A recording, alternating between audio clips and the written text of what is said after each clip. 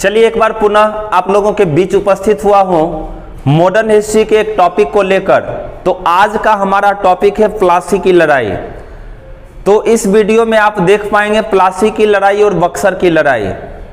सारे लोग जानते हैं कि 23 जून 1757 ईस्वी को प्लासी की लड़ाई लड़ी गई थी और 22 अक्टूबर 1764 ईस्वी को बक्सर की लड़ाई लड़ी गई। और यह दोनों ही युद्ध काफी निर्णायक था। ये इतना निर्णायक युद्ध था कि प्लासी और बक्सर की लड़ाई के बाद अंग्रेजों को लगभग 200 वर्ष भारत में टिके रहने का अवसर मिल गया। तो क्या हुआ था बारीकी से समझना चाहिए। भारत देश में आप जानते हैं कि पहले राजतंत्र चलता था, लोकतंत्र प्रणाली तो आजादी के बाद आई है, ठीक है, जिसमें जानते हैं प्रधानमंत्री, मंत्रिपरिषद, संसदीय प्रणाली, ठीक है। तो पहले राजतंत्र चलता था, भारत के अलग अलग हिस्सों पर अलग अलग राजाओं का नियंत्रण हुआ करता था। जैसा कि आप जानते हैं महारानी एलिजाबेथ प्रथम से एक आदेश पत्र मिला था और आदेश पत्र मिला था अंग्रेजी east India company multinational company को। मल्टीनेशनल कंपनी उसको बोलते हैं जिसका व्यापार आयात निर्यात एक से अधिक देशों में हो, उसको हिंदी में कहते हैं बहुराष्ट्रीय कंपनी। तो अंग्रेजी ईस्ट इंडिया कंपनी एक मल्टीनेशनल कंपनी थी जिसे ब्रिटेन की महारानी के द्वारा एक अधिकार पत्र मिला कि आप भारत जा सकते हैं और आप ही केवल भारत से आयात और निर्यात और व्यापार करेंगे, मतलब एकाधिकार मिल गया। ब्रिटेन की दूसरी कंपनी नहीं, इकलौती कंपनी अंग्रेजी ईस्ट इंडिया कंपनी। तो अंग्रेजी ईस्ट इंडिया कंपनी भारत आई और आकर छोटे छोटे क्षेत्रों के ऊपर अपना प्रभाव भी, आगरा, भरौंज, छोटे छोटे क्षेत्र के ऊपर अपना नियंत्रण भी स्थापित किया।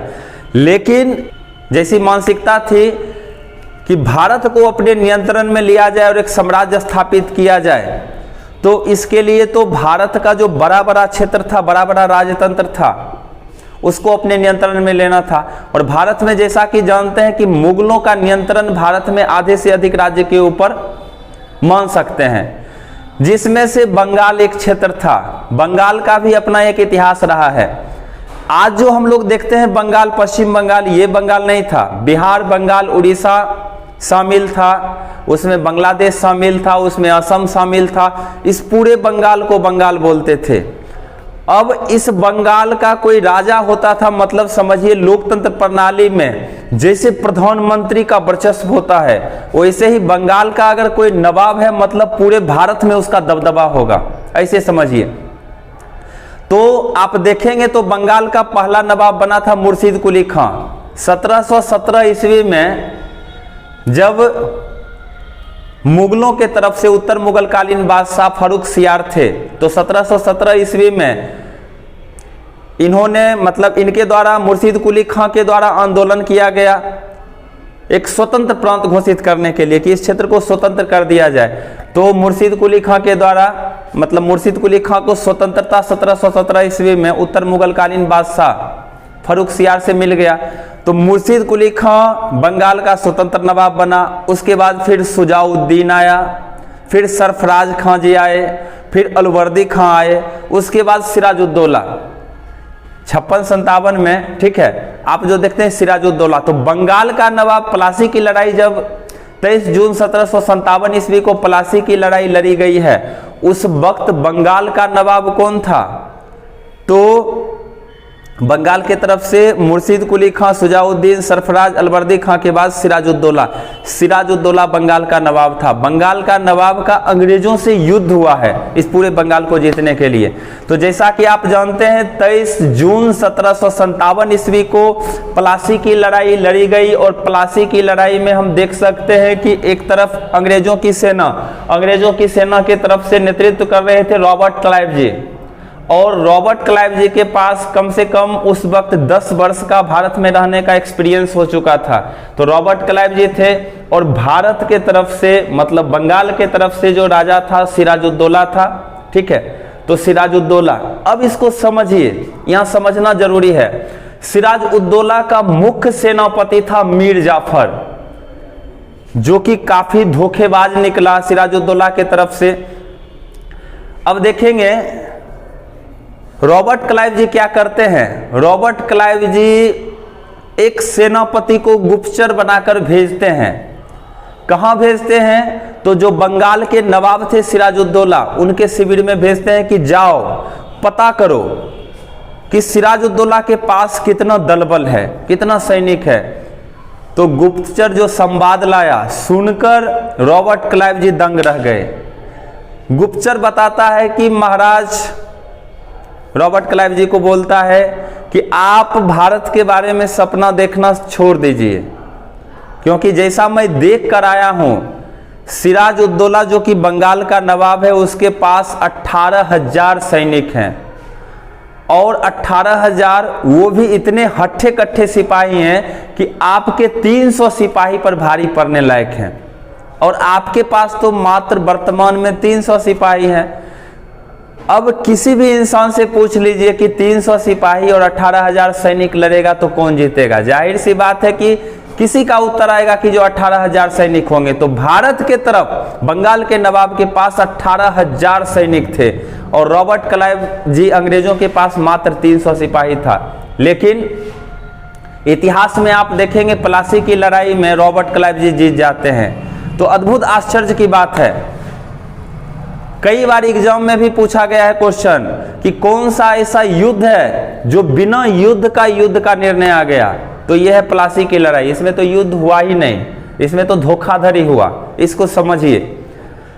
अब क्या करते हैं, रॉबर्ट क्लाइव जी एक चिट्ठी लिखते हैं। रॉबर्ट क्लाइव जी एक चिट्ठी लिखते हैं हाउस ऑफ कॉमन्स में। ब्रिटेन के संसद को बोला जाता था house of Commons. House of Commons में एक चिट्ठी लिखते हैं कि हमें और सैन्य सहायता चाहिए, क्योंकि हमारे पास मात्र 300 सिपाही है और 300 सिपाही को लेकर मैं बंगाल को हरा नहीं पाऊंगा। सिराजुद्दौला के पास 18,000 सैनिक हैं, इसीलिए हमें सैन्य सहायता चाहिए। और हाउस ऑफ कॉमन्स से चिट्ठी का जवाब भी आया है कि माफ कीजिए, अभी सैन्य सहायता नहीं दे पाऊंगा, क्योंकि अभी वो ब्रिटेन के सारे सैनिक लगे हुए थे फ्रांस बचाने में।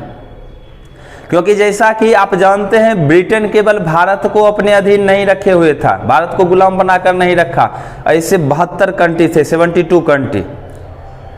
तो सैन्य सहायता मिला नहीं। रॉबर्ट क्लाइव जी को बोला गया कि रॉबर्ट क्लाइव जी आप 300 सिपाही से ही अभी काम चलाइए, अभी सैन्य सहायता नहीं मिलेगा। अब 300 सिपाही को लेकर सिराजुद्दौला को कैसे हराएंगे? 18,000 सैनिक था। फिर एक ही रास्ता था, धोखे का रास्ता।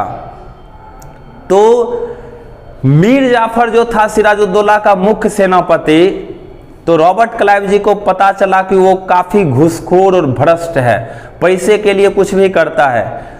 तो एक प्रलोभन दिया गया मीर जाफर को कि देखिए, आप अगर हमारी सहायता करते हैं, प्लासी के मैदान में जब लड़ाई होगी तो आपको हम राजा बना देंगे, साथ ही साथ इतनी धन संपत्ति हम आपको देंगे। मैं आप सबको पहले बता चुका हूं कि मैंने 2 कागजात तैयार किया है। The first one is original, असली, जिसमें मैंने वादा किया है कि मीर जाफर सिराज के बाद नवाब बनेगा। फिर रिएक्शन मीर जाफर का देखने लायक था, जो सिराजुद्दौला का मुख्य सेनापति था। इतनी धन संपत्ति मिलेगी तो मैं कुछ भी कर सकता हूं, बोलिए करना क्या है? तो समझाया गया, रॉबर्ट क्लाइव जी समझाते हैं कि देखिए, प्लासी के मैदान में हमारी 300 सैनिक और आप नेतृत्व कर रहे होंगे 18,000 सैनिकों का, जो सिराजुद्दौला की तरफ से है, ठीक है। तो आप केवल अपने 18,000 सैनिक को बोलेंगे कि हमारे सैनिकों के नजदीक आत्मसमर्पण कर दे, बोलेंगे राजा का आदेश है, और फिर मेरा काम हो जाएगा, आपको राजा भी बना देंगे। तो बोला बस इतना सा बात हो जाएगा। अब वो दिन आया 23 जून 1757 की लड़ाई। तो किस एग्जाम में नहीं पूछा गया होगा, Robert Clive versus Sirajuddaulah. Sirajuddaulah की तरफ से नेतृत्व कर रहा था मीर जाफर। तो मीर जाफर, युद्ध प्रारंभ हुआ और प्रारंभ में मीर मदन और मोहनलाल काफी देशभक्त थे, सिराजुद्दौला की तरफ से ईमानदारी से युद्ध कर रहे थे। और मीर जाफर का साथ दे रहा था एक व्यक्ति जिसका नाम था राय दुर्लभ। तो मीर जाफर का घोषणा पत्र जारी हुआ कि सारे लोग आत्मसमर्पण कर दें। अब दृश्य देखने लायक था, 18,000 सैनिक आत्मसमर्पण कर देते हैं 300 सिपाही के नजदीक।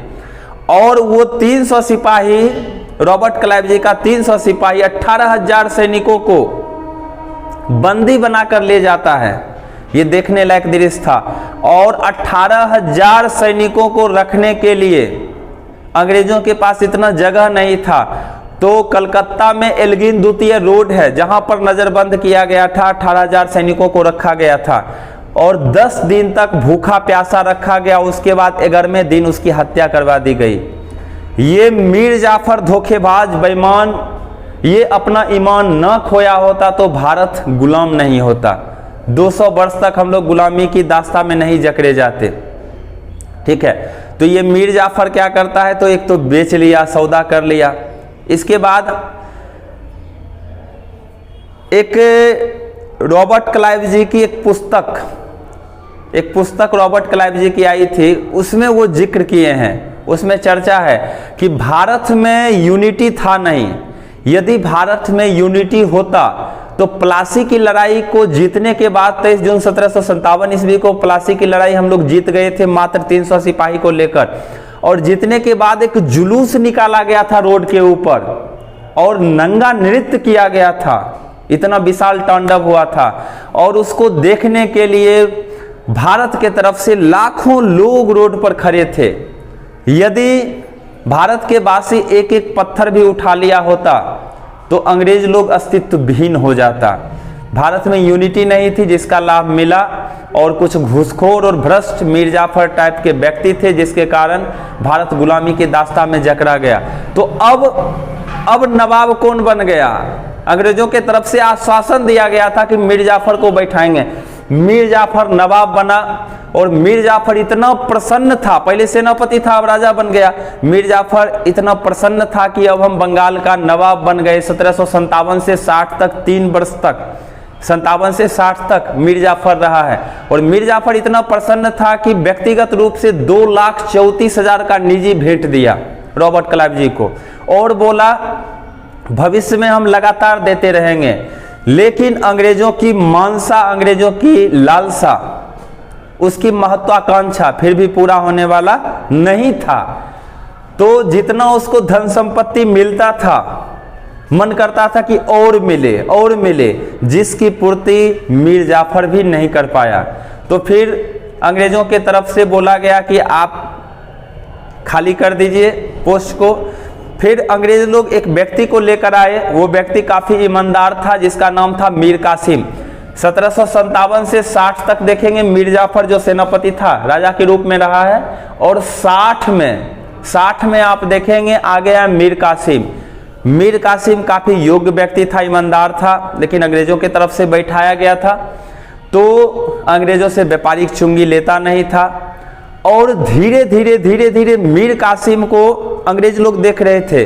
अंग्रेजी ईस्ट इंडिया कंपनी के अधिकारी ऑब्जर्व कर रहे थे कि धीरे धीरे ये अपनी अर्थव्यवस्था को सुधार रहा है, संपन्न कर रहा है।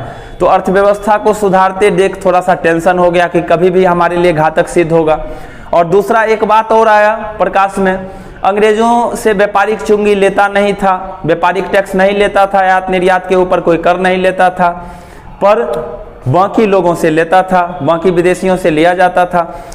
तो पता चला, जैसा कि इसको पता चला मीर कासिम को कि अंग्रेज अधिकारी क्या करते हैं। तब जो व्यापार होता था समुद्र के रास्ते होता था, तो समुद्र से जैसे ही बोट आता है तो अंग्रेज लोग क्या करते थे, डच से, फ्रांसीसी से, स्वीडिश से क्या करते थे कि उसके माल को लेकर अपने बोट पर डाल लेते थे।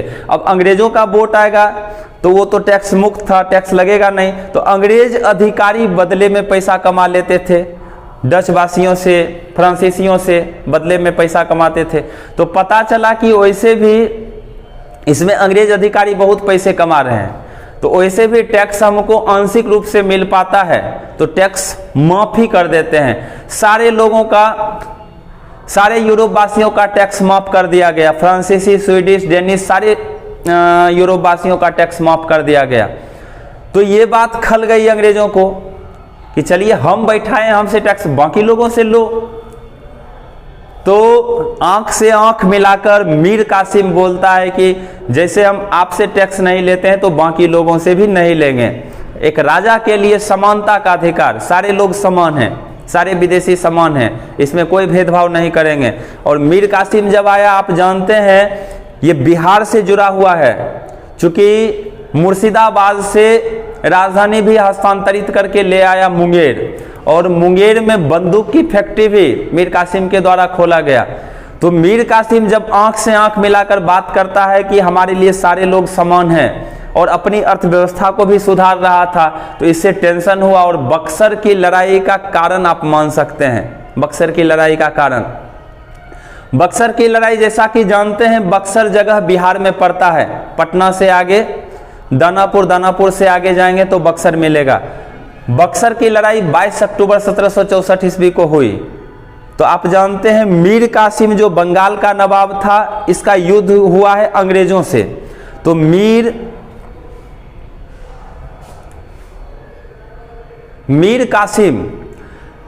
कासिम बंगाल का नवाब था और अंग्रेजों से युद्ध हुआ है। तो अंग्रेजों के तरफ से बक्सर की लड़ाई में थे हेक्टर मुनरो नेतृत्व कर रहे थे अंग्रेजों के तरफ से। वैसे अगर गवर्नर जनरल देखा जाए तो बेंसी टॉट साहब थे। सबसे पहले रॉबर्ट क्लाइव जी बने, उसके बाद हॉलवेल आए गवर्नर जनरल के रूप में, फिर बेंसी टॉट बैठे हैं 60 से 65 तक, उसी बीच में हुआ है बक्सर की लड़ाई। अब अगर एग्जाम में पूछ ले कि बक्सर की लड़ाई के वक्त गवर्नर जनरल कौन था, तो लोगों को मुश्किल लगने लगता है। आसान है, 60 से 65 के बीच में बेंसी टॉट साहब आए हैं। तो बेंसी टॉट गवर्नर जनरल, और घटना स्थल पर कौन था अधिकारी? Hector Munro. तो हेक्टर मुनरो का युद्ध हुआ अंग्रेजों की तरफ से 22 अक्टूबर 1764 ईस्वी को, नेतृत्व कर रहा था बक्सर की लड़ाई का। बक्सर की लड़ाई में देखेंगे मीर कासिम के द्वारा दो राजाओं से मदद मांगी गई। मीर कासिम देखा कि अकेले टिकने वाले हैं नहीं, अब चूंकि युद्ध होने वाला है तो अवध का नवाब शुजाउद्दौला को बुला लेते हैं मीर कासिम, और मुगल सम्राट शाह आलम द्वितीय को।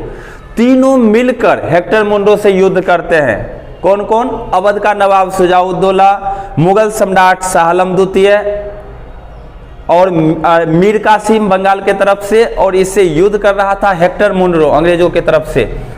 और मात्र 3 घंटे में युद्ध का निर्णय आ गया। युद्ध का निर्णय अंग्रेजों के पक्ष में रहा, अंग्रेज लोग जीत जाते हैं। और हारने के बाद इसकी स्थिति क्या होती है? मीर कासिम तो भाग खड़ा हुआ। आप किसी को युद्ध करने के लिए अपने तरफ से बुलाएंगे, अब आप ही भाग जाएंगे तो बाकी लोग क्यों युद्ध करेंगे? तो मीर कासिम भाग खड़ा हुआ, बच गए शाह आलम, मुगल सम्राट शाह आलम द्वितीय और अवध के नवाब शुजाउद्दौला। ये दोनों क्या करते हैं? अंग्रेजों से संधि कर लेते हैं। तो बक्सर की लड़ाई को रोक दिया गया इलाहाबाद की संधि के तहत। इलाहाबाद की संधि में देखेंगे 12 अगस्त 1765 ईस्वी को मुगल सम्राट शाह आलम द्वितीय के साथ संधि हुआ, जिसमें आप देखेंगे अंग्रेजों को बिहार, बंगाल, उड़ीसा की दीवानी मिल गई, मतलब टैक्स वसूली करने का अधिकार मिल गया।